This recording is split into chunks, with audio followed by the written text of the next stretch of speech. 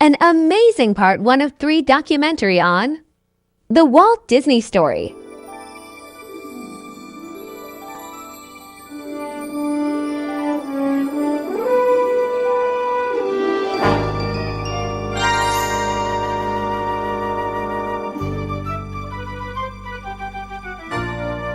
Hiya, folks. Mickey Mouse here. You may know me and my pals from some of the films we've been in. Yup, we've sure spent a lot of time in cartoon studios like this one. But good old Walt, he was the best friend a mouse could have. He gave me my start, you know. Why, if it weren't for him, there'd be no Disney movies to grow up with and no happiest place on earth. And gosh, I guess I'd be out of a job. Well, as Walt used to tell the story, it all started in the year 1901 in Chicago when a baby named Walt Disney was born. Pretty soon, Walt's family moved to a farm in Missouri where he spent the happiest years of his life and had his first experience as an artist. It seems Doc Sherwood, this pal of his, had a horse he wanted drawn, and Walt, well, why don't I let Walt tell the story in his own words? I had 2 pals. One of them was Grandpa Taylor, who was a Civil War veteran. And another one was a retired doctor by the name of Doc Sherwood. And Doc had this beautiful stallion, Rupert. Doc had me come over one time and brought my crayons and my big cheap tablet, and I was going to draw a picture of Rupert for him. He was going to give me a nickel or something. But this day, I've never seen Rupert so restless. And I was trying to draw him, and I'd get one stick down for a leg, and then Rupert would turn around. Then I'd have, from a profile, I'd move around the front view, and Doc wouldn't hold Rupert still. So it turned out to be quite a mess, but he liked it.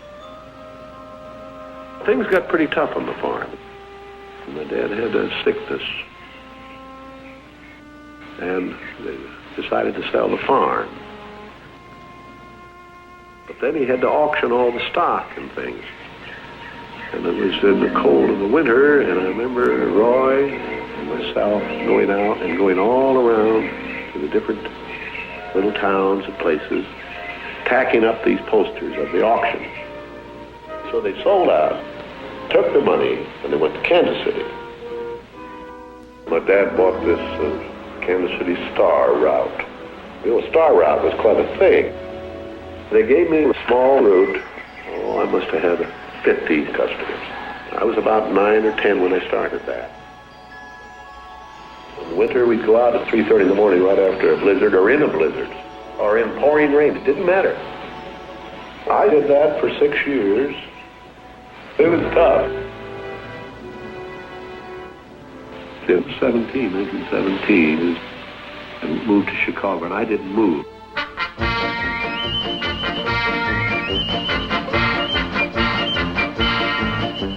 In the meantime, Brother Roy had joined the Navy, so I wanted to join it.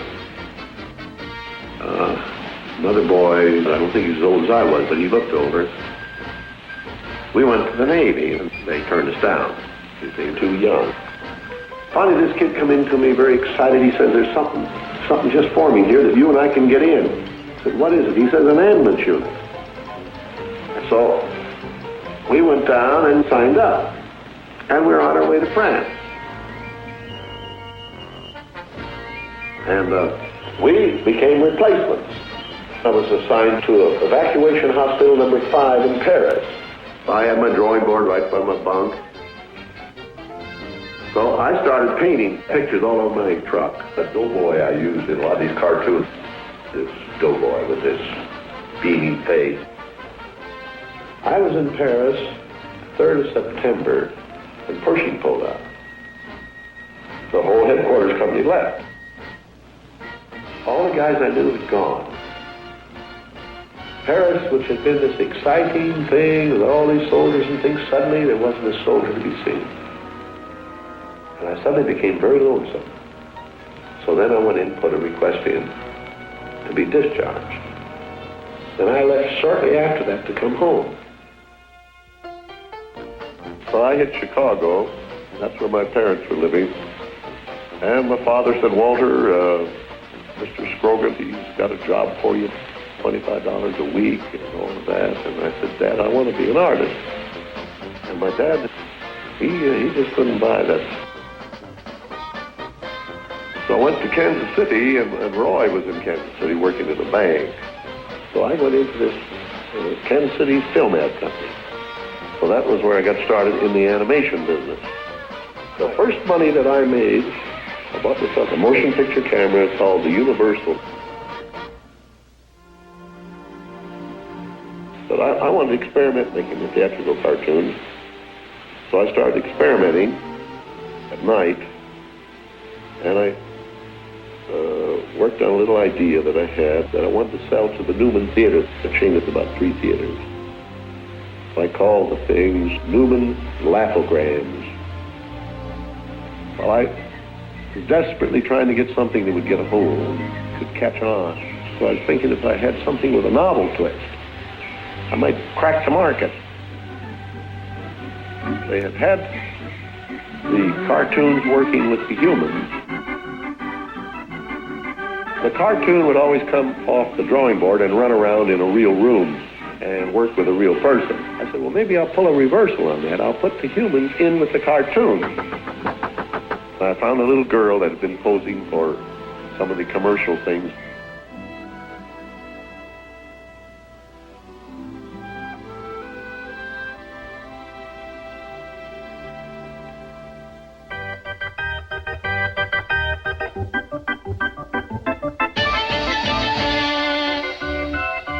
But I still couldn't get anywhere with it, and the company began to collapse.